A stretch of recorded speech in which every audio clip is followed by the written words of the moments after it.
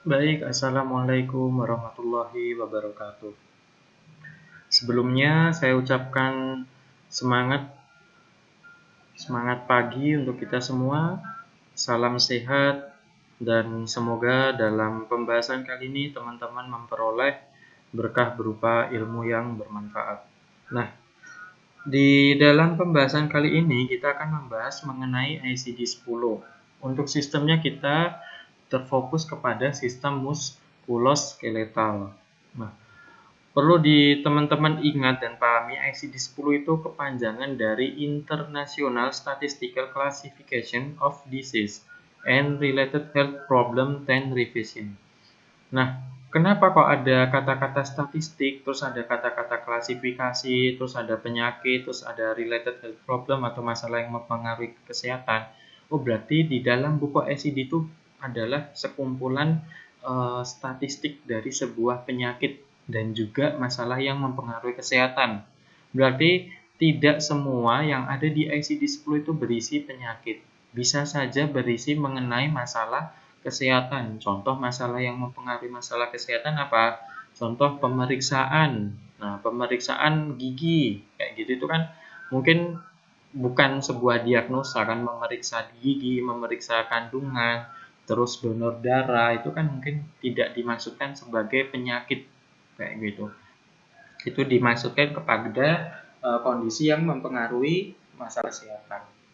Oke, di ICD-10 itu menurut Ibu Gemala Hatta, di mana beliau ini adalah selain anak seorang wakil presiden yang ternama, beliau ini juga salah satu orang pertama yang memperkenalkan dunia rekam medis di Indonesia.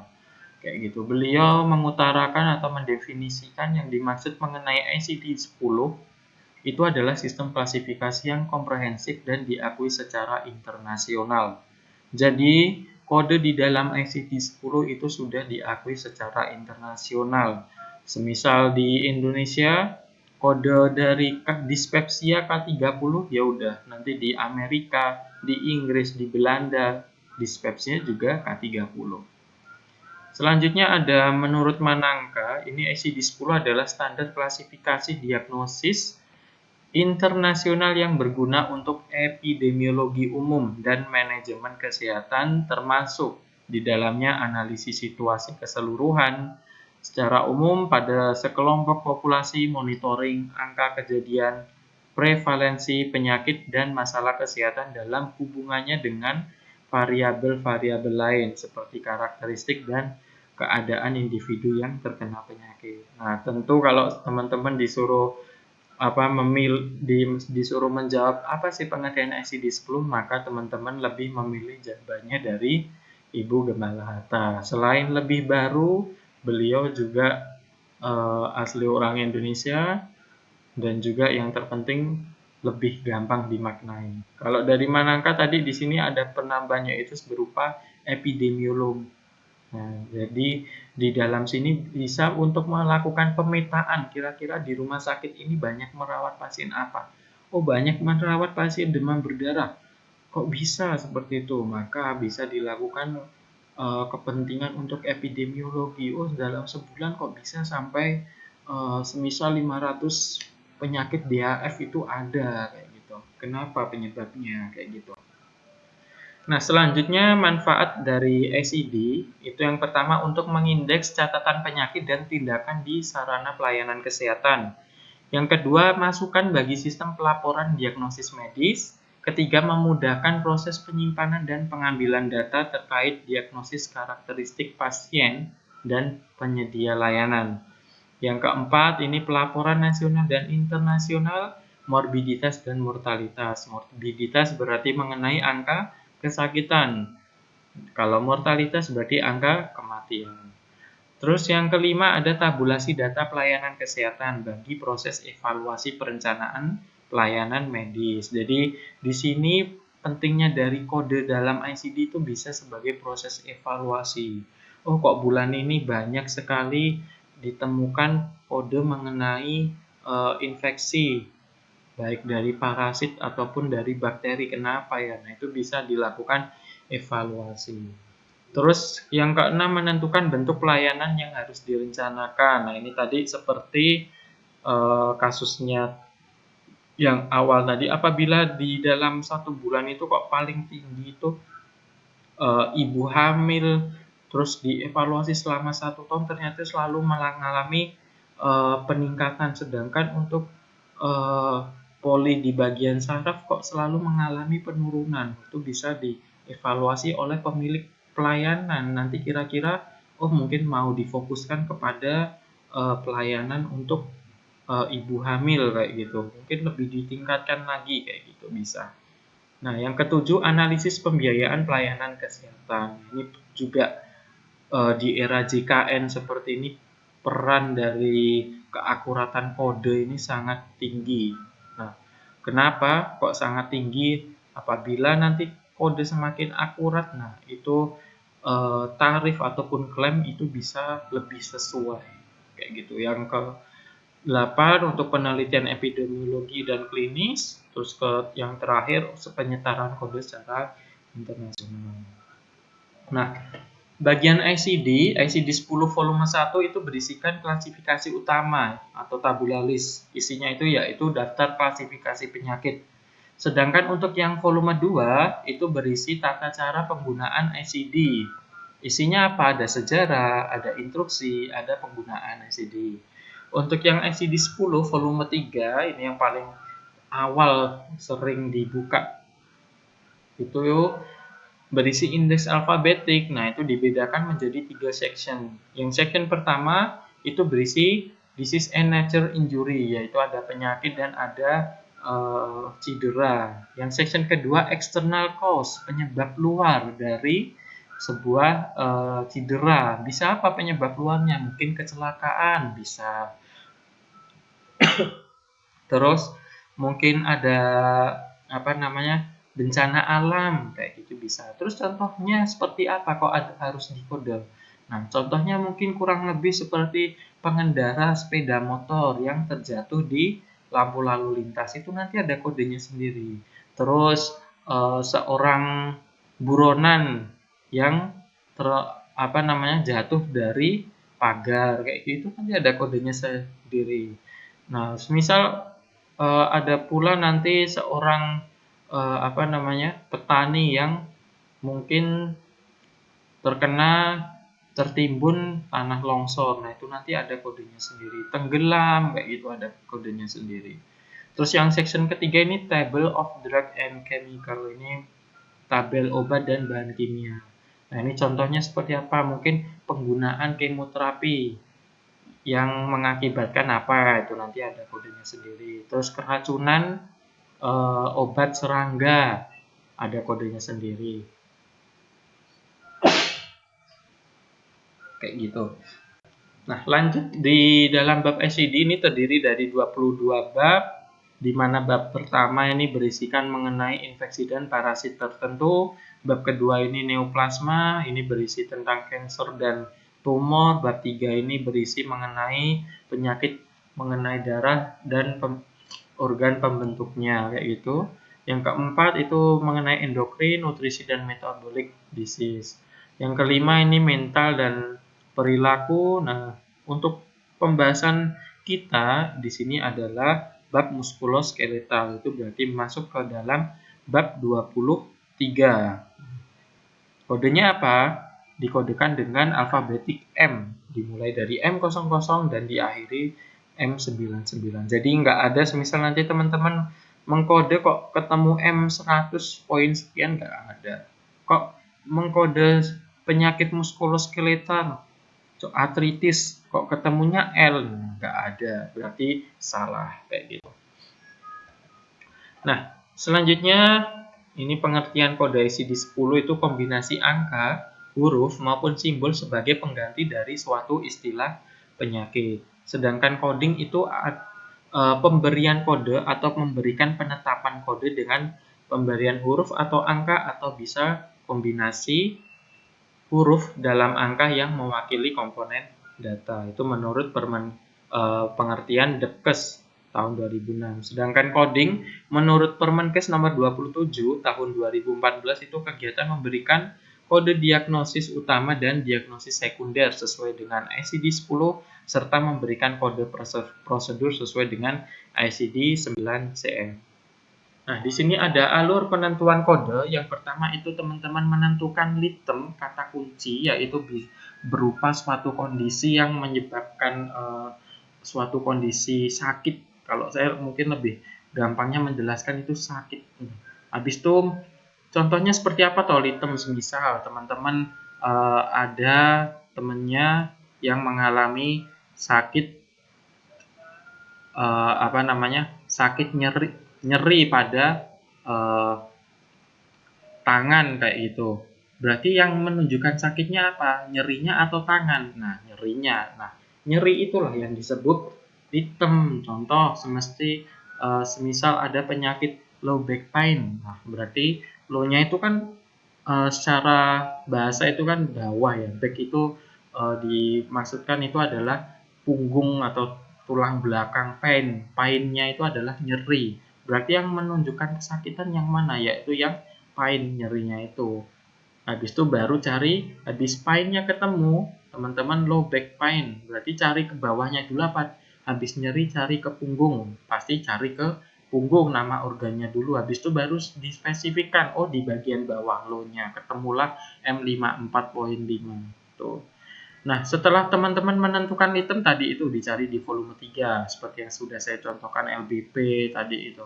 Selanjutnya teman-teman rujuk ke volume 1. Jadi ketika sudah menemukan kode M54.5, teman-teman wajib rujuk ke volume 1 untuk mengecek validasinya. Benar apa tidak? Takutnya nanti ada kata tambahan, takutnya ada karakter tambahan, takutnya mungkin ternyata itu exclude kayak gitu. Nah, di volume 1 selain buat untuk mengecek validasi itu juga bisa untuk mengecek apakah ada enggak sih karakter tambahan kayak gitu. Karena di beberapa kasus itu volume 1 itu sangat penting. Contoh di kasus fraktur untuk membedakan terbuka dan tertutup itu bisa dilihat di volume 1. Terus di kasus diabetes itu nanti juga ada karakter tambahan dari poin 0, 1, 2, 3 sampai 9. Terus apalagi nanti di external cause itu juga penting untuk merujuk ke volume 1. Jadi jangan pernah lupakan volume 1. Setelah hasilnya valid barulah itu bisa disebut sebagai kode. Kode yang apa? Kode yang akurat seperti itu. Itu kurang lebih alur penentuan kode. Nah, selanjutnya di sini ada yang dinamakan struktur kode ICD. Nah, struktur kode ICD, nah di sini saya kasih contoh S06.40 epidural hemorrhage. Nah, ini ada karakter pertamanya yang mana? Otomatis karakter pertama itu yang disimbolkan dengan alfabetik. Yaitu yang mana? Antara kalau di sini berarti alfabetiknya yang S. S itu adalah karakter pertama. Terus karakter kedua berarti selanjutnya yang 0. Terus karakter ketiga berarti yang 6. Terus karakter keempat yang mana? Bukan yang titik. Kalau titik itu poin. Karakter keempat yang angka 4. Karakter kelima yang angka 5. Jadi semisal nanti juga bisa teman-teman itu menemui contoh, semisal contohnya itu carilah kode dari gout idiopatik kayak gitu. Misal itu terus tentukan karakter keempatnya. Nah, berapa kayak gitu nanti bisa contoh soalnya seperti itu. Selanjutnya di diagnosa. Nah, yang pertama itu ada diagnosa utama, itu kondisi yang menyebabkan pasien itu dirawat. Kayak gitu. Jadi, kenapa sih kok pasiennya itu dirawat? Oh, karena kena serangan jantung, berarti serangan jantungnya itu yang disebut sebagai diagnosa utama. Misal kena serangan jantung tapi di sisi lain pasien tersebut punya fraktur pada kakinya, tapi yang dirawat kenapa? Nah, karena serangan jantung, meskipun si pasien juga punya penyakit lain yaitu frakturnya itu tadi. Tapi yang menyebabkan pasien itu dirawat yaitu tadi yang penyakit paling banyak atau paling cepat atau paling harus segera dilakukan penanganan kayak gitu. Nah, Yang kedua ada diagnosa sekunder. Nah, diagnosa sekunder ini dibedakan lagi menjadi dua. Ada komplikasi sama ada komorbiditi. Kalau komplikasi itu yang disebabkan dari diagnosa utama. Kalau komorbiditi itu yang disebabkan bukan dari diagnosa utama. Intinya yang kalau komplikasi itu punya hubungan sama diagnosa utama. Tapi kalau komorbiditi itu tidak punya hubungan. Jadi komorbiditi itu tak punya hubungan apa-apa ya dengan diagnosa utama. Nah, contohnya seperti apa? Semisal diagnosa utamanya itu demam berdarah. Terus diagnosa komplikasinya, oh anemi, karena apa? Mungkin kemampuan darah untuk memproduksi sel darah merahnya kurang, trombositnya rendah, menyebabkan anemi. Nah, anemi di sini kan karena ada demam berdarahnya, seperti itu. Nah, kalau komorbiditi, nah contoh pasiennya itu demam berdarah. Habis itu, karena si pasien terlalu lama berbaring sehingga ada lecet di punggungnya. Nah, lecet itu kan juga penyakit, tapi bukan disebabkan karena pasien itu mempunyai demam berdarah, tapi karena pasien berbaring, jadi tidak ada hubungannya. Nah, lecet di sini dimaksudkan sebagai komorbiditi. Contoh lainnya seperti pasiennya masih DBD kayak gitu. Terus si pasien waktu berjalan ke kamar mandi mungkin tidak ada yang menemani kayak gitu, sehingga pasien mungkin terjatuh mengakibatkan adanya dislokasi pada ankle kayak gitu. Nah, dislokasi pada ankle-nya itulah yang disebut diagnosis komorbiditi. Nah, selanjutnya, di sini standar dari etika pengkode. Yang pertama itu harus akurat, komplit, dan konsisten untuk menghasilkan data yang berkualitas. Yang kedua, coding harus mengacu pada ICD 10 dan ICD 9cm. Jadi nggak bisa ya pakai ICD yang lainnya seperti itu, nggak bisa. ICD 8 kayak gitu nggak ada. Yang ketiga itu coding harus mengikuti sistem klasifikasi yang sedang berlaku dengan memilih kode diagnosa dan tindakan yang tepat.